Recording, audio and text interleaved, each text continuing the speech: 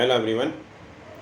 तो आज हम जो टॉपिक डिस्कस कर रहे हैं वो है काइंड्स और टाइप्स ऑफ द कंपनीज, कि कंपनी के कितने टाइप्स हो सकते हैं, कि कंपनी कितनी प्रकार की हो सकती हैं। कई बार ये क्वेश्चन बहुत ज़्यादा टफ लगता है कि यार अपन कैसे याद करें कि कंपनीज कितनी तरह की हो सकती है। इतना ज़्यादा टफ है नहीं। अगर आप कुछ अपना एक तरीका ले लें कि भाई किस तरीके से हम इसको दिमाग में सेट करना है, अगर वो तरीका आपको आ गया तो it's very easy to learn. देखो मैं आपको तरीके बताता हूँ, जस्ट आप ध्यान दीजिएगा। फर्स्ट है अकॉर्डिंग टू इनकॉर्पोरेशन। तो इनकॉर्पोरेशन के अकॉर्डिंग तीन तरह की कंपनीज होती हैं: chartered, statutory and registered company. Chartered company किसको कहेंगे? Chartered company for example east India company, जो कि एक एसोसिएशन है जो इन्वेस्टर्स या सब्सक्राइबर के द्वारा किस पर्पस के लिए बनाई गई है? ट्रेड पर्पस के लिए, जिसमें कि प्रॉफिट अर्न होगा, तो उसको हम कहेंगे चार्टेड कंपनी। सेकंड होती है स्टैट्यूटरी। स्टैट्यूटरी कंपनीज वो कंपनीज होती हैं जो कि पार्लियामेंट के अंदर एक पर्टिकुलर स्पेशल एक्ट लाया जाता है उसको पास करने के लिए, उसके एग्जिस्टेंस के लिए, उसको लाने के लिए, तो वो स्टैट्यूटरी कहलाएंगी। जैसे कि life insurance corporation LIC, RBI reserve bank of India, ये जो कंपनीज होती हैं इनके लिए स्पेशल एक्ट आता है। नेक्स्ट होती है रजिस्टर्ड कंपनी। रजिस्टर्ड कंपनी वो कंपनी होगी जो किसी भी कंपनी एक्ट के अंदर रजिस्टर्ड होगी। अब नेक्स्ट आता है अकॉर्डिंग टू मेंबरशिप। मेंबरशिप के हिसाब से, यानी कितने मेंबर्स हैं उसके हिसाब से अगर कोई कंपनी बनाई जाती है तो वो अकॉर्डिंग टू मेंबरशिप हो गई। तो उसमें जैसे तीन हो गई: OPC यानी one person company, second public company, third private company. तो फर्स्ट कौन सी हो गई? OPC वन पर्सन कंपनी, यानी एक ही आदमी, यानी हम ही राजा हम ही प्रजा, मैं ही जो कुछ हो करने वाला, मैं ही ऑर्डर दूंगा और मैं ही उस ऑर्डर को प्लेस करूंगा और मैं ही सब कुछ जो कुछ करना है वो मुझे ही करना, वो है OPC। तो इसको जो है OPC को किस में डिफाइन किया गया? Section 2 sub section 62 companies act 2013 के अंदर। नेक्स्ट आता है पब्लिक कंपनी। इसको किस में डिस्क्राइब किया गया है? Section 2 sub section 71। Public company क्या कहती है? पब्लिक कंपनी कहती है कि अगर ओनरशिप डिस्ट्रीब्यूट हो गई जनरल पब्लिक के अंदर शेयर होल्डर के हिसाब से, वाया जैसे स्टॉक्स एक्सचेंज के द्वारा, इस तरह से, तो समझ लो मतलब शेयर्स बट गए। यानी आप जैसे आपने अगर देख सुना होगा कि स्टॉक एक्सचेंज के अंदर सो एंड सो कंपनी के अंदर पर्टिकुलर पर्सन ने 50 शेयर्स ले लिए, 70 शेयर्स ले लिए, इस तरह से, तो वो पब्लिक कंपनी होती है। यानी कोई भी आकर के अगर चाहे तो वो उसके अंदर शेयर्स को, किस पर्टिकुलर कंपनी के शेयर्स को परचेज कर सकता है या बाय कर सकता है या सेल कर सकता है। इसका क्या है क्राइटेरिया? इसमें मिनिमम मेंबर 7 होंगे और मैक्सिमम मेंबर्स अनलिमिटेड, कोई लिमिट नहीं है भाई, नंबर ऑफ जितने चाहो। नेक्स्ट आती है प्राइवेट कंपनी। इसको डिस्क्राइब किया है section 2 subsection 68 of companies act 2013। इस कंपनी में, इसमें क्या होता है? मिनिमम नंबर क्या होंगे? 2 और मैक्सिमम 200, यानी भाई 2 से कम आपसे कम की एंट्री नहीं होगी प्राइवेट कंपनी के अंदर, और 200 से ऊपर आप नहीं आ सकते। आप कहोगे भाई 250 आ जाए तो फिर भाई आप पब्लिक में चले जाओ, प्राइवेट कंपनी में मत रहो। इसका जो एक मेन चीज़ होती है कि इसमें जो शेयर्स जो होते हैं ना, वो इजीली ट्रांसफरेबल नहीं होते हैं। जैसे इसमें क्या होता है, मामा, चाचा, काका, नाना, पापा, दोस्त, सभी के अंदर, मतलब जो अपने मिलने वाले हैं, रिलेटिव्स हैं, फ्रेंड्स हैं, उनको उनने सब ने मिलकर कंपनी बना दी, तो ये एक प्राइवेट कंपनी का रूप ले लेगी। नेक्स्ट आती है अकॉर्डिंग टू कंट्रोल। भाई कंट्रोल कैसे रहेगा? तो जो कंट्रोल करते हैं ना, उस कंट्रोल के हिसाब से जो कंपनी बनती है उसको उसके हिसाब से नहीं हुआ, ये अकॉर्डिंग टू कंट्रोल। तो फर्स्ट हो गई होल्डिंग कंपनी। होल्डिंग मतलब जो होल्ड कर रहा है, जो मैक्सिमम कंट्रोल कर रहा है, जिसका सबसे ज़्यादा चल रही है उसके अंदर, मतलब जो जिसने कहते भाई ये होना चाहिए, तो उसके अंदर उसको फर्स्ट प्रेफरेंस मिलेगी। तो इसको डिस्क्राइब किस में किया है? Section 2 subsection 46 of companies act 2013। अगर किसी कंपनी के पास मैक्सिमम 80%, मतलब इसमें वोटिंग पावर जो होती है ना 80% के आसपास, 80% होगी, यानी किसी के पास में अगर 80% से ऊपर अगर उसमें वोटिंग पावर चली गई तो वो होल्डिंग कंपनी हो जाएगी, यानी कि एक तरह से वो बॉस बन गई। अब इसकी सबऑर्डिनेट क्या कहलाएगी? सबऑर्डिनेट यानी सब्सिडियरी कंपनी, यानी वो इसके ऑर्डर को फॉलो करेंगे। 51% से जो 50% से ऊपर अगर वोटिंग पावर जैसे इसमें अगर चली गई तो उसके अंदर वो सब्सिडियरी कंपनी कह जाएगी, यानी कि वो उसके अंडर काम चली जाएगी।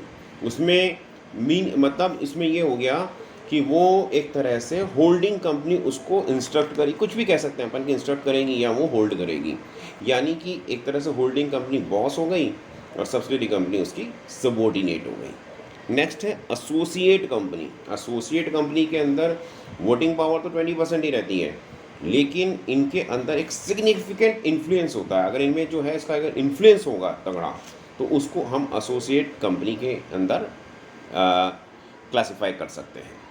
अब नेक्स्ट आती है अकॉर्डिंग टू लायबिलिटी। भाई लायबिलिटी के हिसाब से क्या है? लायबिलिटी के हिसाब से दो तरह की कंपनीज होगी, एक होगी अनलिमिटेड, एक होता है लिमिटेड। आपने देखा होगा कई कंपनीज के पीछे लिखा रहता है अनलिमिटेड, किसी में लिखा रहता है लिमिटेड कंपनी।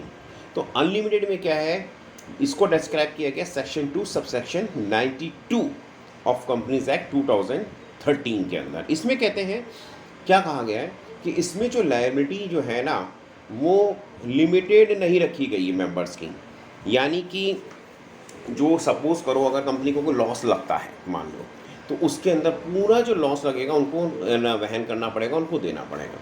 ऐसा ही लिमिटेड कंपनी में इसका उल्टा है। लिमिटेड कंपनी डिस्क्राइब की कि section 2 of subsection 21 of companies act 2013 में कि लायबिलिटी जो होती है इसमें लिमिटेड है। मतलब जब कंपनी फॉर्म हो रही है तो मेंबर्स ने कह दिया कि हमारी जो लायबिलिटी इतनी रहेगी, मतलब ऐसा नहीं है कि आप इससे ज़्यादा लॉस हो गया तो हमको सारा का सारा भरना पड़ेगा, इतना परसेंटेज रहेगा, तो वो लिमिटेड कंपनी के अंदर होती है। ये हो गया लायबिलिटी के हिसाब से। अब आता है अकॉर्डिंग टू ओनरशिप। ओनरशिप का मतलब कौन ओनर कौन है भाई, कंपनी का ओनर कौन है, वो कैसे डिसाइड होगा?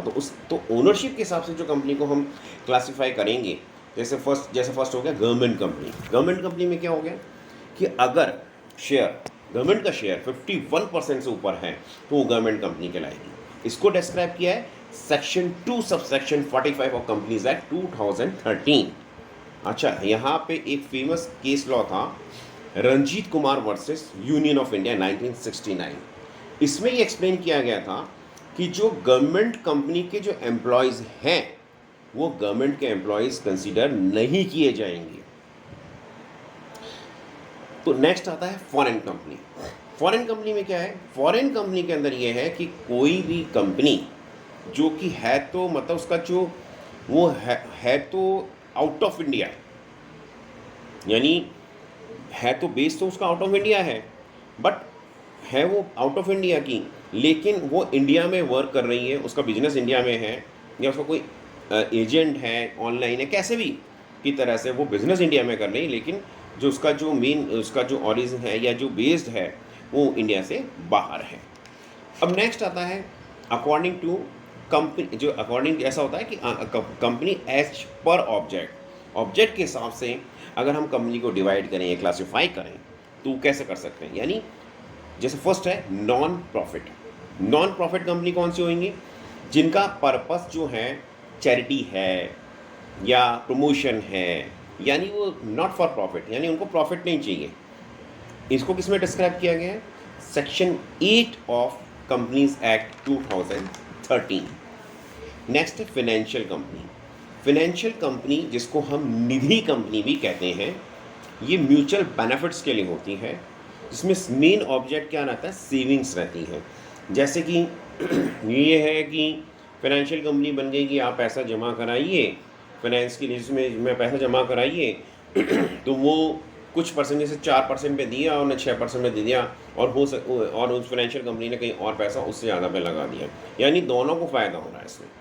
नेक्स्ट है इन्वेस्टमेंट कंपनी। इन्वेस्टमेंट कंपनी में क्या है? ये इन्वेस्टमेंट पर्पस के लिए रहता है। यानी जैसे आपने कहा कि भाई मेरे पास में बहुत ज़्यादा टाइम नहीं है, या मैं इसमें बहुत ज़्यादा इन्वॉल्व नहीं हो सकता किसी चीज़ के अंदर, तो आप क्या करोगे? पर्टिकुलर कंपनी जो होगी ना वो आपका पोर्टफोलियो मेंटेन करेगी, यानी ठीक है आप हमारे को पैसा दो, हम आपका पोर्टफोलियो को मेंटेन करते हैं, वो कंपनी कहलाएगी इन्वेस्टमेंट कंपनी। नेक्स्ट है producer. Excuse me, producer company जो कि प्रोडक्शन का काम करती है, यानी जिसका जो मेन पर्पस है वो प्रोडक्शन है, यानी वो प्रोडक्शन करेगी। नेक्स्ट है बैंकिंग कंपनी। बैंकिंग कंपनी को हम उसी तरह से कह सकते हैं जिस तरह से कि बैंक काम करते हैं, यानी बैंक ने क्या किया? लोन दिया, फाइनेंस, किसी को फाइनेंस करना, फाइनेंस किया, कार लोन देना, होम लोन देना, या पर्टिकुलर कोई सेविंग स्कीम चलाई, आपने पैसा जमा करा रहे हैं, आपको वो रखा, यानी जो काम एक बैंक कर सकता है उस टाइप के काम करती है, उनको हम बैंकिंग कंपनी की कैटेगरी में डालते हैं। और नेक्स्ट आता है इंश्योरेंस कंपनी। इंश्योरेंस कंपनी, इसका पर्पस बिल्कुल डिफरेंट है। डिफरेंट कैसे? इंश्योरेंस यानी कि भाई ये वो कंपनी है जो आपकी रिस्क को ले रही है, यानी आपने पैसा जमा कराया, अब जिस पर्पस के लिए कराया वो जो है ना वो पर्टिकुलर रिस्क हो गई उसकी तरह से। यानी इंश्योरेंस क्या एक तरह से पूल में काम करती है, यानी मान लो 1 लाख जनों ने पैसा जमा कराया पर्टिकुलर पर्पस के लिए, जैसे कि हेल्थ इंश्योरेंस कराया या कार इंश्योरेंस कराया। अब सबकी कार का एक्सीडेंट हुआ नहीं, किसी की कार का एक्सीडेंट हो गया और उसने क्लेम लिया तो उसको दे दिया। यानी कि कहने का मतलब ये है कि आपने इंश्योरेंस करा दिया, जैसे आपने हेल्थ इंश्योरेंस करा दिया। एग्जांपल बता रहा हूँ आपको, हेल्थ इंश्योरेंस, कार इंश्योरेंस। अब आप कार चला रहे हो, ड्राइव कर रहे हो कार को, अगर आपका एक्सीडेंट हो जाता है या आपसे एक्सीडेंट होकर किसी की लग जाती, इंजरी हो जाती है, तो उसमें क्या होता है वो आपके क्लेम कर देता है, या कार का नुकसान हो जाता है, उसमें आपके मान लो 25,000, 50,000, लाख रुपए लग रहे हैं, तो आप सोचोगे यार इससे अच्छा है कि हम कैसे अगर ये रिस्क अगर कोई और ले लेता, तो वो रिस्क इन्वेस्टमेंट ये इंश्योरेंस कंपनी लेती है। इंश्योरेंस कंपनी कहती है कि आप इतने रुपए का जितना इंश्योरेंस होता है, जैसे कार के अंदर जैसे पर्टिकुलर अमाउंट के हिसाब से उसकी जो भी रेट्स रहती है उसके हिसाब से रहता है। हेल्थ के अंदर हम डिफरेंट रहता है कि आप कितने का कराना चाहते हो। टर्म प्लान है, जैसे आजकल बहुत ज़्यादा टर्म प्लान चल रहा है। टर्म प्लान का मतलब यदि आपकी डेथ हो जाती है, अब कई बार देखो बहुत ज़्यादा, इसमें आपको मैं एक चीज़ बेसिक चीज़ समझाऊँ। एक टर्म प्लान है, टर्म प्लान में क्या होता है कि सपोज़ करो आप अभी तो अलाइव हो, आप पैसा कमा रहे हो, जी रहे हो, सब कुछ कर रहे हो, आपकी लाइफ जो बहुत बढ़िया चल रही है, आपकी फैमिली आप पे टोटली डिपेंडेंट है। किसी कारणवश अगर कुछ मिसहैपनिंग हो जाती है और आपकी डेथ हो जाती है, इन दैट केस मतलब जैसे परमानेंट डिसेबिलिटी या डेथ, ऐसे अलग अलग कंपनीज इसको कवर करती हैं। अगर डेथ हो जाती है तो आप सोचते हो अरे यार अब मेरे बाद में मेरी फैमिली, जैसे आपने ओल्ड मूवीज़ में कई बार देखा होगा कि अगर सपोज़ करो जो मेन अर्निंग मेंबर है उसकी डेथ हो गई, तो उसके बाद में सारा फैमिली अस्त व्यस्त हो जाती है। वो नहीं हो तो ये रिस्क कौन उठा रहा है? Insurance company. तो इसी तरह से हेल्थ में, कार में, किसी भी चीज़ की मिसहैपनिंग हो जाती है, कोई नुकसान हो जाता है, तो नहीं होता तो एक अलग बात है, हो जाता है तो उसके अंदर नहीं होता तो बहुत अच्छी बात है, क्यों ज़बरदस्ती के अंदर नुकसान करें। और हो जाता है तो वो रिस्क किसकी हो गई? इंश्योरेंस कंपनी की। यानी आप बीमार पड़ गए तो आप में चाहे जिसने आपने मान लो 10 लाख का इंश्योरेंस लिया, 5 लाख का इंश्योरेंस लिया, तो जो भी पैसा आपका हॉस्पिटल में लगा वो पैसा खर्चा इंश्योरेंस कंपनी करती है।